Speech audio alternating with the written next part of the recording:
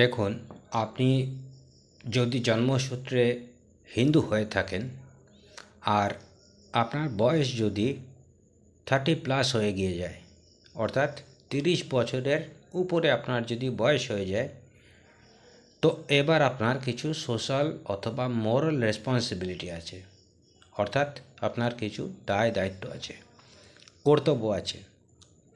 কিসের প্রতি?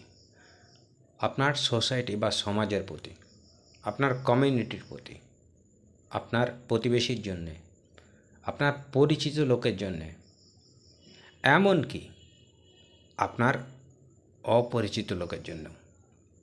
তো রেসপন্সিবিলিটিটা কি?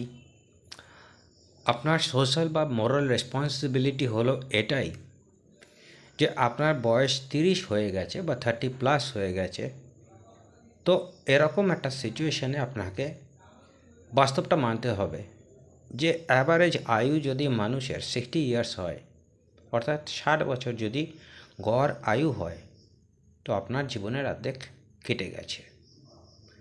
তো জীবনের অর্ধেক যখন কেটে গেছে, তো এবার আপনাকে দান শুরু করতে হবে। অর্থাৎ আপনি এখন থেকে সমাজ, পরিবার, পরিজন, প্রতিবেশী যে যেখানে আছে তাদের কাছ থেকে নেবেন কম আর দেবেন বেশি। এখন প্রশ্ন হচ্ছে, আপনি কি দান করবেন? টাকা পয়সা, গোল্ড, সিলভার? নো, এগুলো নয়। দান আপনাকে সেটাই করতে হবে যেটা আপনি নিজে পেয়ে এসছেন। কি পেয়েছেন আপনি? হিন্দুর সন্তান হিসেবে আপনি একটা জ্ঞান পেয়েছেন। সেই জ্ঞানটা কি? শান্তির বাণী, ত্যাগের বাণী, অন্যের জন্য নিজের জীবন সঁপে দেওয়া বা স্যাক্রিফাইস করার জ্ঞান। অর্থাৎ 30 ইয়ার্স আপনার জন্য সবাই সব কিছু করেছে। সো নেক্সট 30 ইয়ার্স, তো এবার আপনার সার্কেলে আপনার যে ক্রেডিট বা ঋণ আছে সেটা আপনাকে শোধ করতে হবে। অর্থাৎ মানুষের জন্য কিছু করতে হবে, মানুষকে শান্তি দিতে হবে। Piece, piece, piece.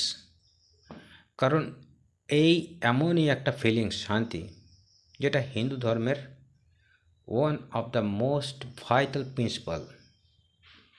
এটা হিন্দু ধর্মের একটা পিলার। সারা পৃথিবীকে হিন্দু ধর্ম শান্তির বাণী দিয়েছে। তো এটা তো আপনার এমন নয় যে অর্জন করেছেন, এটা আপনার জন্মসূত্রে পাওয়া। তো আপনার কাজ হচ্ছে আশেপাশে মানুষকে দান করবেন। কি না? শান্তি। কি করলে শান্তি হবে? আপনি যদি জ্ঞানের পথে চলেন, আপনি যদি ত্যাগের পথে চলেন, আপনি যদি সিম্প্যাথির পথে চলেন, তবেই সেটা সম্ভব। আর এটার জন্য আপনাকে কি করতে হবে? আপনাকে এমন একটা লাইফস্টাইল বা জীবনযাত্রা পালন করতে হবে যেটা দেখে আরও 5টা লোক ফলো করতে পারে। আপনি কাউকে সাজেশন দিতে পারবেন না যে তুমি এটা করো, ওটা করো, না, কখনো না। আপনি কাউকে কিছু বলতে পারবেন না। কোনটা সত্যি, কোনটা মিথ্যে, কোনটা ঠিক, কোনটা ভুল, তাকে বোঝার জায়গাটা দিতে হবে। আর সে বুঝবে, কিন্তু সে বুঝবে কী করে? আপনার অ্যাক্টিভিটিস দেখে, আপনার কার্যকলাপ দেখেও বুঝবে কোনটা ঠিক, কোনটা ভুল, কোনটা সত্যি, কোনটা মিথ্যা, কোনটা ধর্ম আছে, কোনটা অধর্ম আছে, কোনটা ন্যায় আছে, কোনটা অন্যায় আছে। তো এইটা হচ্ছে আপনার আফটার 30 সোশ্যাল এবং মোরাল রেসপন্সিবিলিটি। একজন হিন্দু সন্তান হয়ে আপনাকে এটা করতেই হবে, কারণ সমাজ থেকে আপনি এটা পেয়েছেন। তো আপনার কাজ, যেটা আপনি এই সমাজ থেকে পেয়েছেন, সেটা নেক্সট জেনারেশন বা পরের প্রজন্মকে ক্যারি ফরওয়ার্ড করে দেওয়া।